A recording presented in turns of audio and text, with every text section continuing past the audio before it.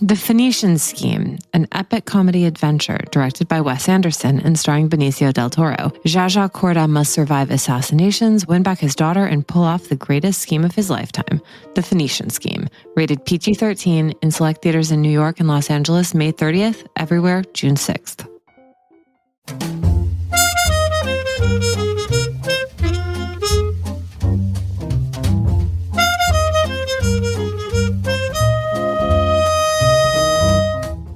Okay, happy Saturday. It is May 24th, 2025, and you are listening to Morning Meeting. I'm Ashley Baker in London.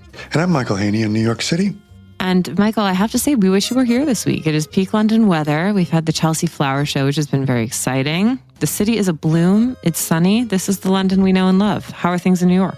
You know, I wish I were there, but it's also Memorial Day weekend here, so... All right, not bad. Well, it has been another eventful week in the news. It was reported today in the UK that to ease overcrowdings of some prisons here, our Justice Chancellor is considering mandatory chemical castration for the most serious sex offenders. Things to discuss. Meanwhile, on the Croisette, the Cannes Film Festival is underway, and everyone is talking about Eleanor the Great, which is the directorial debut from actress Scarlett Johansson. The Times of London loved it, The Guardian not so much, but Michael and I are still going to see it, of course. It stars the 95-year-old actress June Squibb, whom you might remember from Alexander Payne's film Nebraska. In it, she plays a 90-year-old widow who moves to New York City in search of a fresh start and ends up impersonating a Holocaust survivor. But now, let's all go behind the scenes of yet another bang-up issue of Airmail. It's a great one this week. It sure is. And as I said, it's Memorial Day weekend, and that means summer weekends. And we have two stories about culture clashes around summer activities and the 0.01 percenters. It's a story we might call Bullets Over East Hampton. Our writer Carrie Monahan reports on how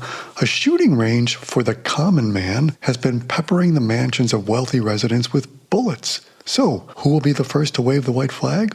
We'll find out. Then, private golf clubs have always been symbols of wealth and exclusivity, but today there are more new ones than ever before being built, thanks to billionaires. And they're only getting more difficult and expensive to join. We're talking $500,000 just to buy in. Our writer, Bill Cohen, has his report on why building a golf club is the newest flex for billionaires. And finally, one of the great film writers and directors passed away recently, Robert Benton, a man who started as an art director at Esquire magazine and went on to co-write and direct such movie masterpieces as Bonnie and Clyde, as well as Kramer versus Kramer, has passed away. And Molly Haskell will join us with her thoughts on his impact and legacy. So Ashley, where would you like to begin today? I think we have to start with the weapons. Let's get Carrie Monahan on here. She is a New York-based writer and producer who knows her way around a shooting range. Welcome, Carrie. Thank you for having me again. So, Carrie, who knew that the East End of Long Island had its very own Hamptons Gun Club? Actually, there are a few, and I think that does come as a surprise to many people, especially people who are second home owners or summer visitors, or, don't have necessarily deep roots in the area. There are actually quite a few in Southampton too. And I think people don't realize that guns are part of the culture of Long Island, especially on the East End. So tell us a little bit about the club at the center of your story this week. I mean, where is it in the northwest woods of East Hampton? Can you take us through that region? Sure. It's not in the village of East Hampton, but the town of East Hampton includes several hamlets and villages. East Hampton Village, Wainscott, Amagansett, Springs, and part of Sag Harbor, and Montauk too, I believe. So this club is called the Maidstone Gun Club. It has no affiliation with the Maidstone Club, which is in East Hampton Village. It has a pretty different clientele. One person I spoke with, a local land use lawyer, says he was invited once as a guest to the Maidstone Gun Club several years ago, and he went in kind of expecting to see mostly wasps in tweed shooting at clay pigeons, and instead it was like people in camo with assault rifles. The club is located like between the Sag Harbor, East Hampton Turnpike and the town line that separates East and Southampton. And Carrie, how much land are we talking about here? And do we have a sense of sort of what the market value would be of that? Because, whenever there are empty plots of land in East Hampton, this just makes us think, when is a developer going to get in there? So this plot of land that the gun club is leasing from the town of East Hampton and has been for 30 years, it's 97 acres of town-owned land. And, if you know anything about the pace of real estate development out east over the past now few decades, public land is pretty scarce. Town-owned land is hard to come by. And the town for almost 30 years until 2022 was leasing 97 acres of property to this gun club. And they were doing it for just $100 a year, which is practically a gift. In that lease agreement, the town was able to use the gun club for free for any town personnel. Importantly, its police department for target practice. But yes, $100 a year for nearly 100 acres of land in the Hamptons is certainly a sweetheart deal. And it's sort of hard to comprehend. That's basically a little more than $1 an acre, which is crazy considering that, 1 acre properties, even without any houses on them, can sell for, a couple $1 million in the area. Of course, it's the Hamptons, which means sweetheart deals, but also people in conflict with each other. And you've got the sort of report this week, though, in your story is, of course, some people with big fancy houses around there claim there's bullets hitting their houses from this gun club. They're sort of bringing a lawsuit to shut it down. That doesn't seem to be successful because the police chief is involved. So take us to the real fun here, which is people with guns coming into conflict with people with big houses, and what's going to happen here? Yes. So there have been reports of bullet holes and bullet casings and gunfire being heard, but bullet holes being found in people's screen doors, ceilings, roofs, specifically on a road called Merchants Path, which is about a mile due west of the rifle range of the gun club. Reports of that happening since 2004. And what's interesting to me about the sort of class dynamic and the historical changes that have taken root in the area is that this gun club predates many of the houses that surround it. Many of the houses which now are worth, several $1 million. In the summer of 2022, there was an incident that was actually captured on the surveillance system of the home. A few workers were repairing a pool deck when suddenly bullets were whizzing by them. You can see it in the video. It's actually on YouTube. And a bullet ended up striking this, cedar shingled roof of this home that these workers were working on. This near fatal incident led to a temporary restraining order that forced the gun's temporary closure, but due to litigation and 6 plaintiffs, all on Merchants Path, suing the club and also the town, which is the club's landlord, for the club's permanent closure. This club has been shuttered since late 2022. Carrie, on one hand, I understand their argument, right? Like stray bullets flying all over the place, probably a bad idea. And yet, in many parts of New York, including the eastern end of Long Island, hunting is still very much legal, right, during certain seasons of the year. And, you could be out hiking and theoretically anything could happen. I'm sure there are protections in place to make sure that those hunting areas are, sufficiently far from human habitation. But how do you interpret all of this?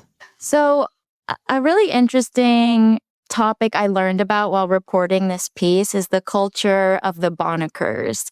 And I had never heard this term. Bonnicker is a term that comes from Accabonac Harbor, which is in part of the town of East Hampton known as Springs. historically, yes, we know it because of Jackson Pollock and sort of this bohemian charm to it.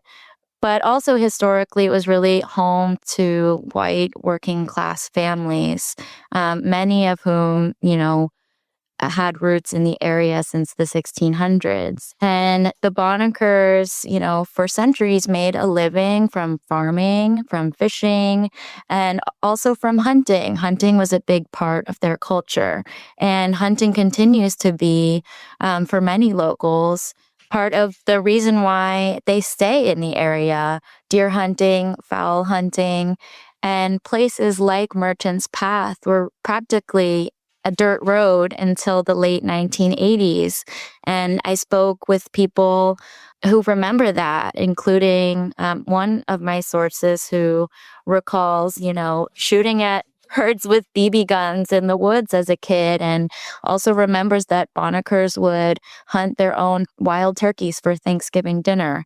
So hunting does continue to be a big part of the culture out east, at least for many deeply rooted locals. And so there's sort of a clash of cultures and maybe values when it comes to the development that cropped up around this gun club, that, there's sort of an attitude, well, why did these city people, not all of them are city people, but why did they choose to build houses near a gun club?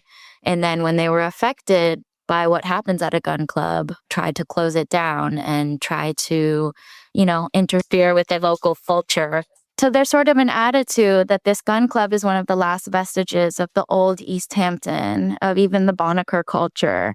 And I have a lot of empathy for, the people on Merchants Path whose homes are being struck. That seems terrifying, and I certainly wouldn't want that happening to my house. But at the same time, I also have empathy, in a way, especially for these older gun club members who I've heard, this gun club was like their whole life. People in their 80s who spent their childhoods hunting in the Northwest Woods or elsewhere in the area.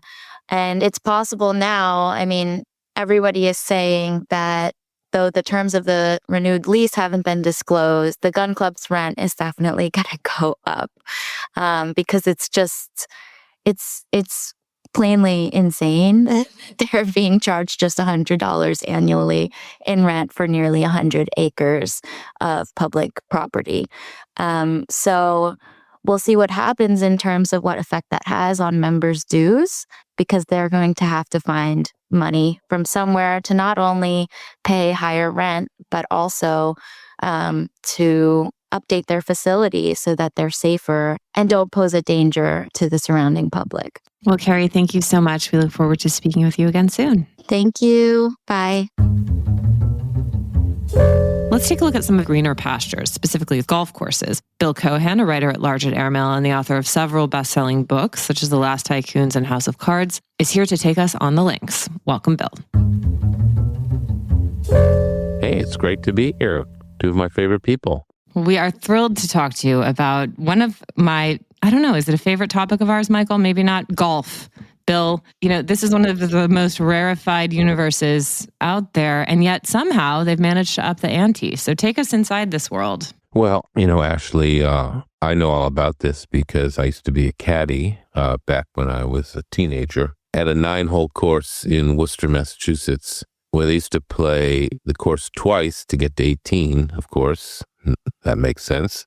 And they paid the caddies like nothing, and there was no tipping. So, I know all about golf. But what seems to be happening is that some of my Wall Street billionaire types, hedge fund billionaire types, have decided that they basically need their own private golf courses for them and their friends, and to come and play, at their leisure whenever they want. Of course, they have to join and pay big bucks to get in, but they're sort of building these places, down south, Atlanta area, Georgia, Florida, and they're just like taking huge swaths of land that is left, especially in Florida around Palm Beach, and creating these exotic kind of extravagant golf courses, and some are playing sort of the residential game along with it, where you either have to buy a home to be in part of the club, or there are home sites,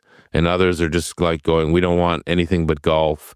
And there'll be like a little villa where you can stay and come for 2 or 3 days while you play to your heart's content, and then you leave. But there's no homes on the golf course. And of course, these things cost hundreds of millions of dollars to construct. In one sense, Ashley, this sort of thing has been going on forever. I mean, obviously, there are public golf courses / clubs, which are municipality driven. And then there have long been private golf courses all over the place, which, individuals and their friends have been building for a long time. The difference here, I would say, is that literally it's meant for even more exclusivity, and the people who are behind them are even richer. And we probably don't need that many new golf courses.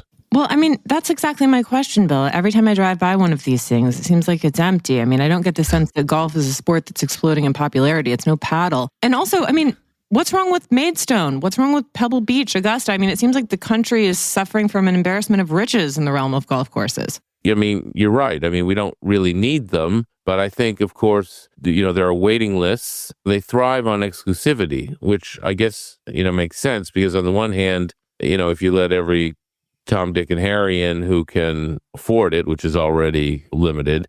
But if you let people in, then the course will be kind of overrun, and then that'll be a bad experience. Like, for instance, Ashley, where I go spend time in the summer, which is, Nantucket, it's funny. There are literally 3 major golf courses. One is a municipality-run golf course, which is, pretty expensive to be part of, but, fairly reasonable, as these things go.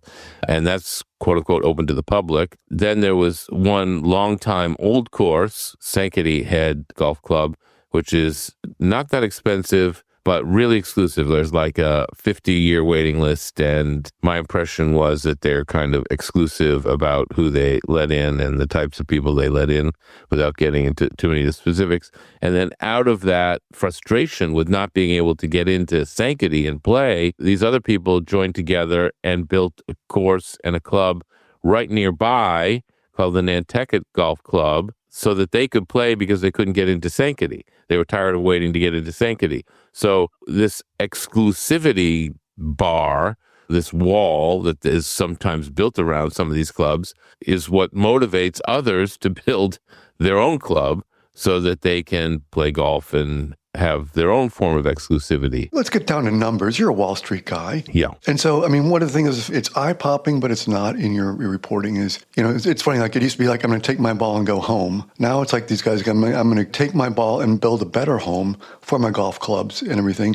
But you're talking about like these guys, like just to buy into these new clubs, $500,000, $750,000, right? I mean, which is chump change for them, apparently, right? It's astounding. They just, sure, I'll start a new club with you, sure. And I love that you compare it to like owning a Picasso or a mega yacht as well, right? Because just as, who can really access it? No one. They've always, especially the private clubs, have always been designed for some level of exclusivity. But, again, that's their raison d'etre, is to be exclusive. And of course, golf is an expensive game to play, and it's a real skill game. I mean, so if you're really good, which a lot of these guys who are both hedge fund guys, really rich, billionaires, they're also very good at golf. So they like playing it, and they like playing it with other people who are very good at golf. And Fitzgerald spoke about the consoling proximity of millionaires. I think now we're to the point of consoling proximity of billionaires who like to have their own golf clubs. And these things are really expensive to build, no surprise. I mean,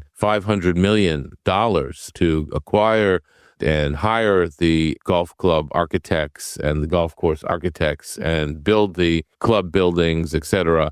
I mean, it's really expensive. So therefore, you have to charge a lot for entry. And you do that anyway because exclusivity is such a big part of this. Very few people can do it. And I think this is, of course, by design. Obviously, in the last 25 years, the hedge fund crowd, private equity crowd on Wall Street has made a ton of money. And I mean, they basically have so much money that they don't know what to do with it, so that they have various obsessions. Some are obsessed by art. Leon Black, which is the subject of my new book. He's got one of the greatest art collections in private hands in the world.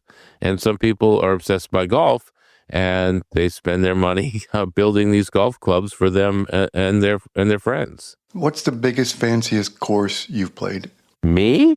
Yeah, you. I'm sure you've been invited by one of your Wall Street pals to walk the links. I do have a friend who was my office mate at Lazard, who has his own private equity firm now, who happens to be a scratch golfer. He was on the golf team at the University of Illinois. A great guy, great investor, and he invited me to his firm's outing one year, which was at Pinehurst down in North Carolina. And we played like Pinehurst Club golf course number 2 or something, which is where they've played the U.S. Open. I mean, it's really an unbelievable golf course. But I had one shining moment there on the back 9 of Pinehurst number 2. So, yeah, I don't know if it was a particularly fancy club or not, but that was a very famous golf course down in North Carolina.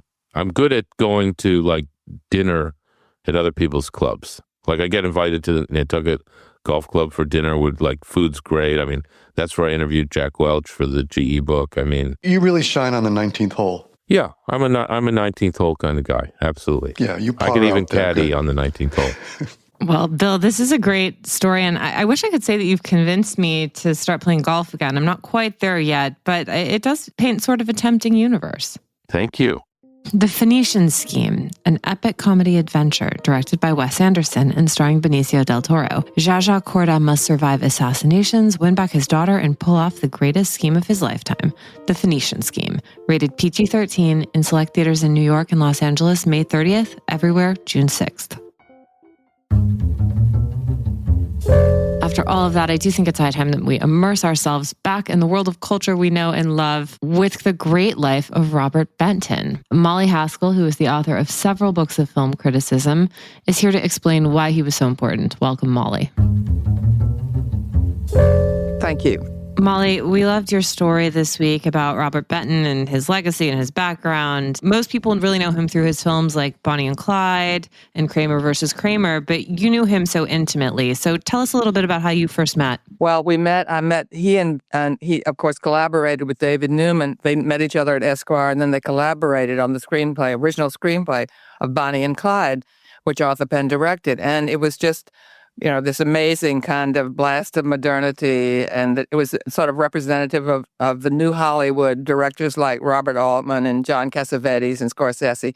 So they came along at that time, and it got a lot of attention. I met him, Andrew Sarris, my critic husband, and I met him and David sometime right after that at one of their apartments. And they were just fabulous. And their wives were terrific too. They were just, all 4 of them were just so much fun and creative and just on top of things. And they were big film buffs. So of course, Andrew being the proponent of the auteur theory, and both of us being madly in love with the Nouvelle Vague. I was actually working at a place called the French Film Office, where in the mid-'60s, where it was the height of the Nouvelle Vague, and the directors were coming, and I was actually interpreting for them and meeting all of them. So it was just this fantastic period of film love and film appreciation and film argument. So we met them, and then he went on to have a career that would not have been forecast really by Bonnie and Clyde, because he was really a gentle soul. There was violence in his movies. There were genre pictures of private eyes and gunshot. I mean, there were deaths and mortality,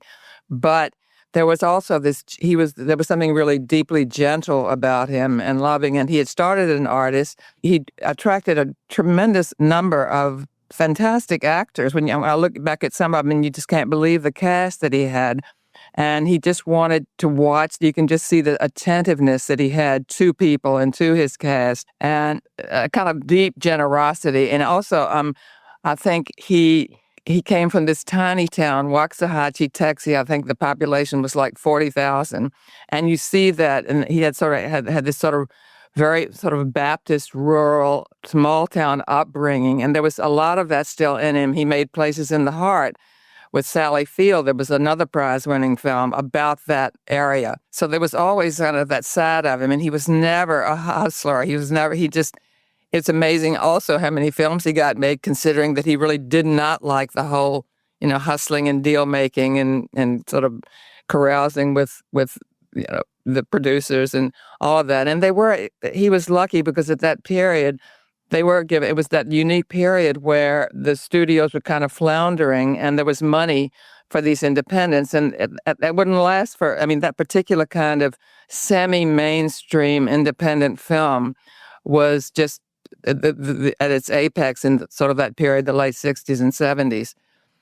But he would go on to make things. One of my favorites was The Late Show. It's a sort of a genre, a private detective picture with Lily Tomlin and Art Carney. And it's just they're both so great in it. Art Carney is this sort of tired, wised up detective, and his best buddy has been shot and he's out to get him. And Lily Tomlin is this sort of new age hippy-dippy character. And it's very much what I call it a screwball noir, because it's noir, but it's very much that give and take, that sort of battle of equals, love-hate battle of equals that you find in, say, Howard Hawks. He was a bit of an anomaly in that he was not the wheeler dealer, yet he had a tremendous knowledge of Hollywood genre, and he played off of it in very kind of witty and enchanting ways. You speak so beautifully about his humanity and the sensitivity that he had in himself as a person, but also as an artist.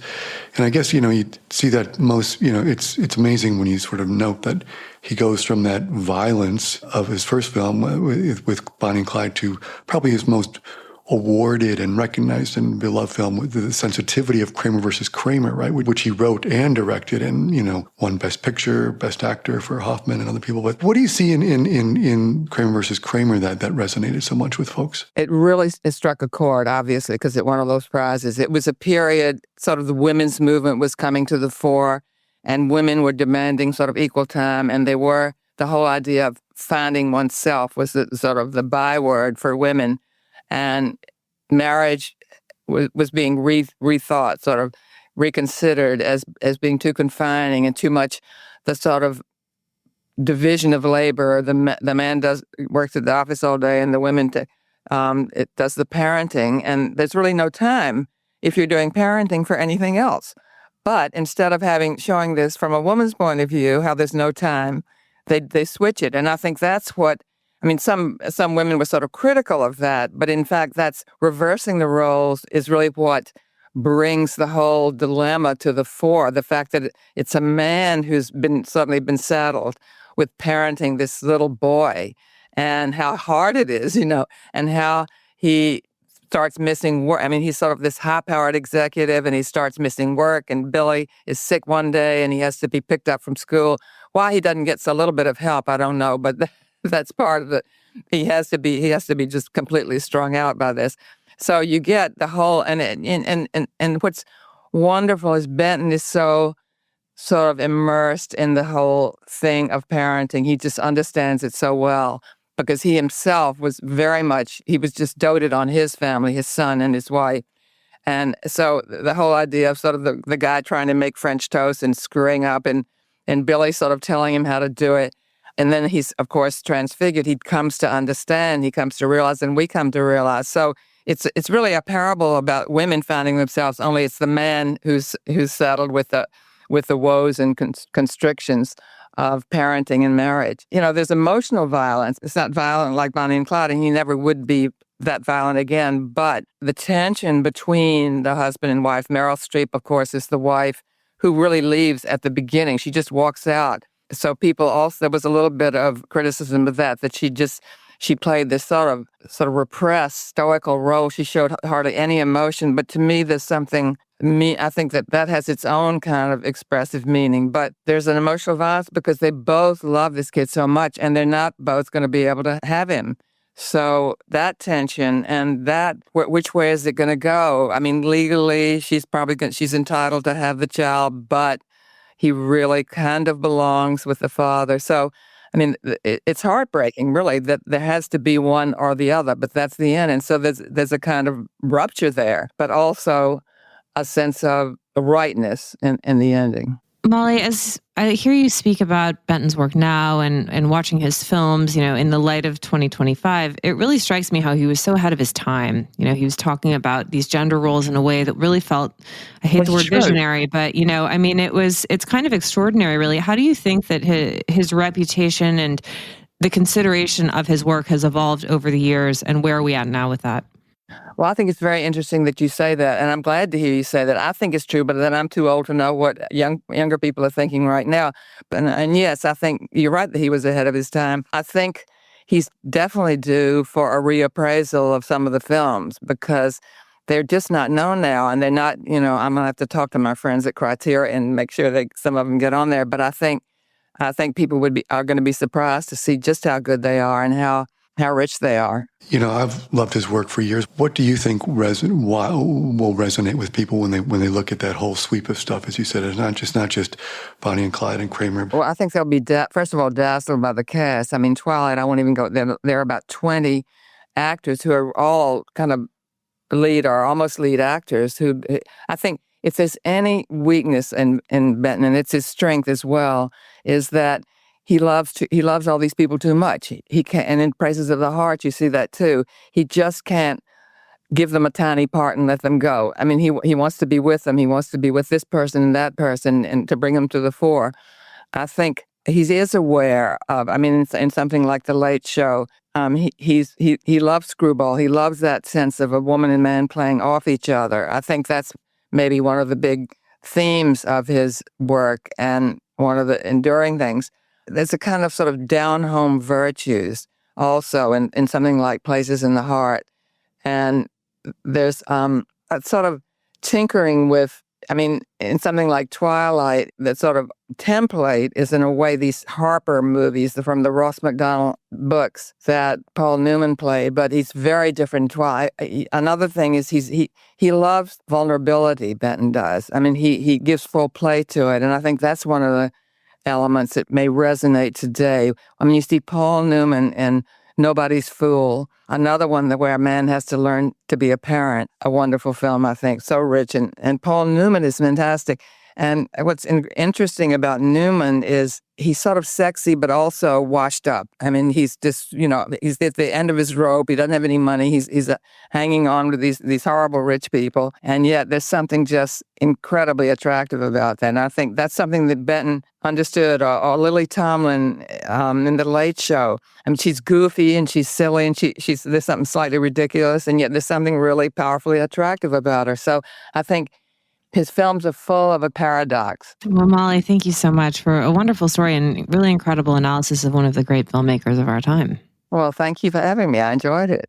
There's only one place to discover a global snapshot of the current cultural scene. Airmail's Arts Intel Report. Our international research tool for what to do and where and when to do it is user-friendly, continuously updated, and meticulously curated. Arts Intel is handy at home, on the road, and when you're planning your next trip. It also includes indispensable lists of restaurants and hotels in key cities around the world, recommended by our well-traveled experts. Explore Arts Intel at airmail.news/arts-intel, and be sure to sign up for our Week in Culture newsletter, which is published every Wednesday afternoon at airmail.news/WIC. I'm Chris Garrett, an Airmail Deputy Editor, and I never leave home without it. Bon voyage. Well, I know it is the weekend. We've got 3 blissful days of sun, hopefully, fingers crossed, and leisure time. So how shall we fill those hours? Well, just in case you haven't been living under a rock the last few weeks, I've got a recommendation for us all. You saw it teased at Cannes in the past week, where Tom Cruise was promoting Mission Impossible: The Final Reckoning. So it's opening this weekend in theaters all around the universe, I'm sure, and stars Tom Cruise, shockingly, Hannah Waddingham from Ted Lasso, and other people. But I have not seen it. I am on my way to see it now. I will report back next week. But, I'm all in. You know it's going to be a good ride. And here you had Cruise on the red carpet at Cannes saying he was going to make movies until he was 100. So the way he looks and the way he's acting, I have a feeling he's going to give it a good run. But it is Mission Impossible: The Final Reckoning, and it is in theaters now. And you might hear. While we are on the subject of popcorn movies, I did see Thunderbolts this weekend. Yeah, and tell me all about it. I really loved it. I mean, we went to the movies for my 12-year-old's birthday party. So I watched it with... Oh, sure. Blame it on Charlie. You really wanted to see it. Hey, I mean, kids do occasionally bring you some serious joy. And we experienced that on Sunday morning because there were 11 12-year-old boys and me and my daughter who's 10. And I have to say, we all loved it. It was a really, not only is it about the Avengers, which is a franchise I'm not terribly familiar with, but it is also about this epidemic of human loneliness and how it's changing the world that we live in. So it's not just an action film. It actually has a lot of heart. And Florence Pugh is in it. And I kind of like anything she's in. She's one of my favorites at the moment. She's really charming in this. She plays a disgruntled employee of some kind of nefarious organization who devotes her powers to good and tries to save the world and is really effective in that. So it's called Thunderbolts, in theaters now. Highly recommend. All right, we got 2 big movies in the theater. Well, on that note, we wish you all a wonderful weekend. Thank you so much for joining us. Michael, will you please read us out? Of course, and we'd also like to thank our sponsor, The Phoenician Scheme.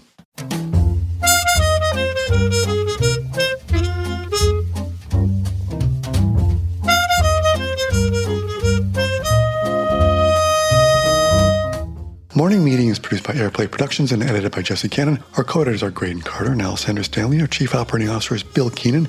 And our deputy editors are Ashley Baker, Chris Garrett, Nathan King, Julie Vitale, and Ash Carter. Our CMO is Emily Davis, and our music supervisor is Randall Poster. The theme music is The Cute Monster by the Buddy Collette Quintet. A new edition of Airmail is published every Saturday, so please subscribe and enjoy all of our stories at airmail.news, which we update every day. You can also find us on Twitter and Instagram at Airmail Weekly. We will be back here next Saturday with another edition of Morning Meeting, but in the meantime, be sure to subscribe at Spotify or Apple Music. But most of all, thank you again for joining us.